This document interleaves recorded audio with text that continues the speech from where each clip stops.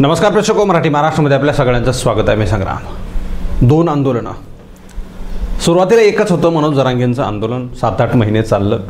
त्याच्यानंतर आता ओबीसींचं आंदोलन सुरू झालं आहे. एक गोष्ट लक्षात घ्या मित्रांनो, जरांगेंचं आंदोलन पहिल्यापासून जेव्हा उभा राहिलं तेव्हापासून सुरुवातीच्या काळापासून जवळजवळ 8 महिने कुठल्याही ओबीसीच्या व्यक्तीनं या आंदोलनाला विरोध केलेला नव्हता. एक सिंगल माणूस सुद्धा जरांगेंच्या विरोधामध्ये ब्रश शब्द काढू शकत नव्हता. ओबीसींचा ही दहशत होती, ही धग होती, तो दबाव होता. जसं जसं आंदोलन वाढत गेलं, जसं जसे मुद्दे बदलत गेले, तशा पद्धतीनं सरकारनं आंदोलन टॅकल केलं, जरांगेंना टॅकल केलं. शिंदे सरकारनं महत्त्वाच्या काळामध्ये त्यांच्या फायद्यासाठी अनेक काही गोष्टी केल्या आणि त्या दाखवून दिल्या की हे आम्ही तुमच्यासाठी केलं आहे. दुर्दैवानं लोकसभा आल्या. लोकसभा निवडणुकीमध्ये महायुतीला फार मोठा फटका सहन करावा लागला. त्यामध्ये नुकसान सगळ्यात जास्त ते म्हणजे भारतीय जनता पार्टीचं झालं आणि त्याच्यानंतर अजित पवारांचं झालं. एकनाथ शिंदे फार नुकसान झालेलं नाही आहे, त्यांचं ते स्टँड आहेत. एकीकडे एकनाथ शिंदे मुख्यमंत्री राहिले, कायम माजी मुख्यमंत्री म्हणून त्यांच्या पुढे एक ओळ लिहिली जाईल, एक शब्द लिहिला जाईल आणि 7 खासदार जे आहेत ते त्यांचे लोकसभेला निवडून आलेले आहेत. आता आंदोलनाला काउंटर करण्यासाठी आणि आंदोलन थांबवण्यासाठी काय नेमक्या उपाययोजना कराव्यात यासाठीचे प्रयत्न सत्ताधाऱ्यांकडून किंवा मग हे आंदोलन थांबलं पाहिजे अशी भूमिका असणाऱ्या लोकांनी पुढे आले. हाकेंचं आंदोलन सुरू झालं. जरांगे म्हणतात सरकारनं ते आंदोलन उभा केलाय. कदाचित असू शकतं आणि का असू नये. 7-8 महिन्यांपासून तुम्ही मागे घेता बसता. अचानक यायचं की मी या तारखेपासून उपोषणाला बसतोय अशा प्रकारची घोषणा करायची आणि लगेच उपोषणाला बसून जायचं. सरकारला अल्टिमेटमवर अल्टिमेटम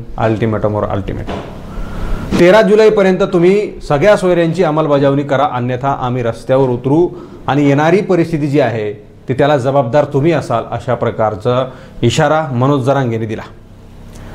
हाकेंनी आंदोलन सुरू केलं की कुठल्याही प्रकारची मागणी जरांगेंची मान्य करू नका, ओबीसीमधून कुठल्याही प्रकारचा 1% आरक्षण देऊ नका, अशा प्रकारची मागणी करणारं आंदोलन हाकेंनी सुरू केलं आणि तब्बल 9 दिवस हाके उपोषणाला त्याच ओडीगोद्रीमध्ये म्हणजे काही अंतरावर जरांगेंचं आंदोलन, तिथंच हाकेंनी जे आहे ते आंदोलन सुरू केलं.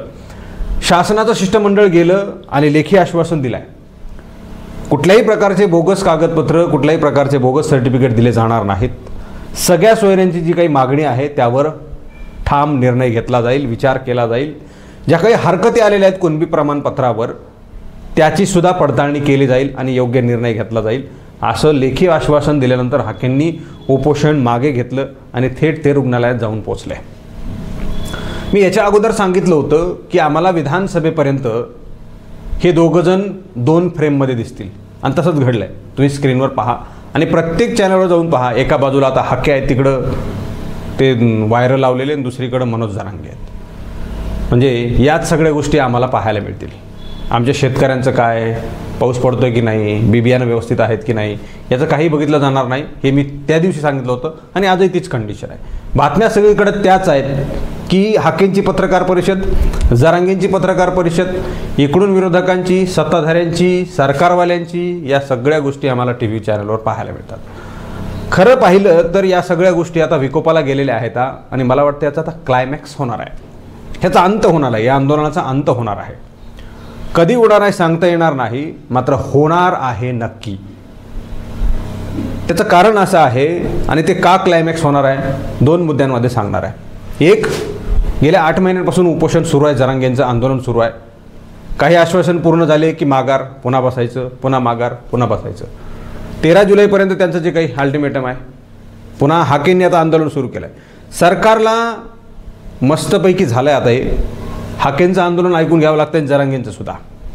जेव्हापर्यंत जरांगेंना विरोध कुणी करत नव्हतं तेव्हापर्यंत जरांगेंची सगळी डाळ शिजून मस्तपैकी झाली आणि त्यांनी खाल्ली सुद्धा. मात्र आता ती डाळ शिजून देणारं एक आंदोलन पुन्हा उभं राहिलं, ते म्हणजे हाकेंचं. आता सरकार न्यूट्रल आहे. त्या काळामध्ये एकनाथ शिंदे होते, गेले तिथं उपोषण सोडवलं, मी तुमच्या मागण्या सगळ्या मान्य करतो, मी एक मराठा आहे वगैरे वगैरे, आणि सगळे आश्वासन देऊन आले. आता शिंदेंना तसं करता येणार नाही, कारण कशा का पद्धतीने होईना हे सरकार संविधानाच्या नियमानुसार चालतं. आता हाकेंचं ऐकून घ्यावं लागणार आहे आणि जरांगेचं सुद्धा ऐकून घ्यावं लागणार आहे. दोघांचं ऐकून घेतल्याशिवाय सरकारला गत्यंतर राहिलेलं नाही. हाकेंची मागणी लेखी स्वरूपामध्ये दिली आहे, तिकडं जरांगेंचा एकदम संताप झालेला आहे. आमचं आरक्षण आता रद्द होतं की काय, आमच्या कुणबी प्रमाणपत्र दिलेले आहे जिथे काही रद्द होतात की काय, आणि कदाचित तसं होऊ शकतं. प्रशासनाने सगळी कामं थांबवली आहेत असं स्वतः त्यांनी म्हटलं आहे.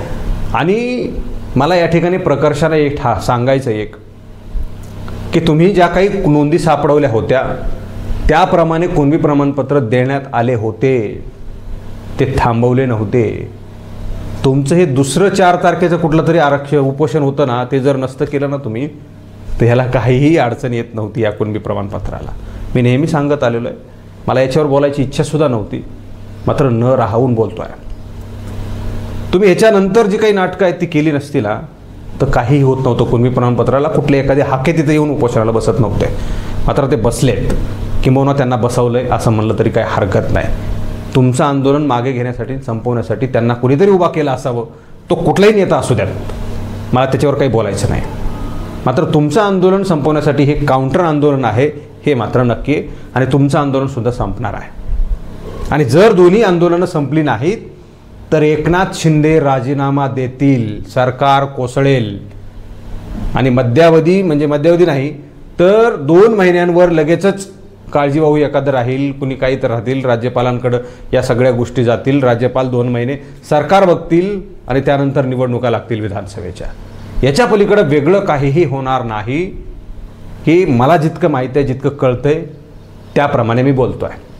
म्हणजे 13 जुलैला तुम्ही काहीतरी वेगळ्या गोष्टी करणार आहात हे ठरलेलं आहे. भुजबळ म्हणतात आमचे वाघ रस्त्यावर उतरणार आहेत, बेटे हो आम्ही तुम्हाला घाबरत नाहीत, बघून घेऊ आता काय होतंय ते. तिकडून जरांगे म्हणतात आम्हीही कमी नाहीत, आम्ही 13 जुलैला तुम्हाला दाखवून देऊ. म्हणजेच काय होणार आहे 13 जुलैला? आमने सामने सगळी परिस्थिती होणार आहे. आणि सरकारला हेच करायचं आहे का, असा सवाल या निमित्ताने का उपस्थित होऊ नये. आणि तो सवाल उपस्थित झाला आहे. एकनाथ शिंदे कधीही राजीनामा देऊ शकतात आणि पुन्हा एकदा राज्यपालांकडून राष्ट्रपती राजवट लागू शकते, आणि त्याच्यानंतर पुन्हा निवडणुका 2 महिन्यांनी विधानसभेच्या होतील. याच्या पलीकडे मला वाटतं काहीही होणार नाही, कारण हाकेंचं आंदोलन काउंटरमध्ये सुरू झालेलं आहे. हाकेंना आश्वासनं दिली आहेत, तुमची कामं थांबलीत, ह्या सगळ्या गोष्टी त्यामध्ये आहेत. माझा सुरुवातीपासून आजपर्यंत आणि उद्या जोपर्यंत तुमच्या ह्या सगळ्या गोष्टी चालली तोपर्यंत एकच सवाल राहिलेला आहे की पदरात काय पडलाय. याचं उत्तर अद्यापर्यंत कोणी दिलेलं नाही. कोणी कोणाच्या मागं जा, कोणी कोणाच्या मागे जाऊ नका, कोणाकडे जा, कोणाला समर्थन म्हणा, कोण योद्धा म्हणा, कोण आमचा बाप माणूस म्हणा, कोण सगळं काही म्हणा, काही घेणं देणार नाही. कोणाला काय म्हणायचं आहे काय म्हणू नका, आमचं काही बिघडत नाही, आमचं काही नुकसान होत नाही. नुकसान होतं आहे तुमचं, आम्ही नेहमी सांगत आलेलो आहोत, मात्र तुम्ही ऐकत नाहीत. याला आम्ही काहीच करू शकत नाही मित्रांनो. आम्ही आमच्या भूमिकेवर ठाम असतो. आमचं जे काही ठरलेलं असतं ना त्यावर आम्ही जातो. भले त्याला कोणी विरोध करो, कोणी समर्थन करो, कोणी नाकारो, कोणी साथ देऊ न देऊ, आम्ही विचारवंत असणारे लोक नीट जात असतो आणि ते मार्ग आम्ही सोडत नाहीत, भले काहीही अडचण येऊ. या सगळ्या गोष्टी मित्रांनो आहेत. याच्या पलीकडे वेगळं काही होणार नाही असं मला वाटतं. तुम्हाला काय वाटतंय या सगळ्या गोष्टींवर तुम्ही कॉमेंट बॉक्समध्ये प्रतिक्रिया द्या. हा व्हिडिओ तुम्हाला आवडला असेल तर जास्तीत जास्त शेअर करा. चॅनलवर तुम्ही नवीन असाल तर चॅनल सबस्क्राईब करा, बेल आयकॉन प्रेस करा. हा व्हिडिओ तुम्ही फेसबुकच्या प्लॅटफॉर्मवर पाहत असाल तर तिथंही फेसबुकच्या पेजला लाईक करा, फॉलो करा. आणि हो, व्हिडिओ सुरुवातीपासून शेवटपर्यंत पाहिल्याशिवाय मला फोन करू नका. आणि व्हिडिओ जर समजला असेल तरच फोन करा.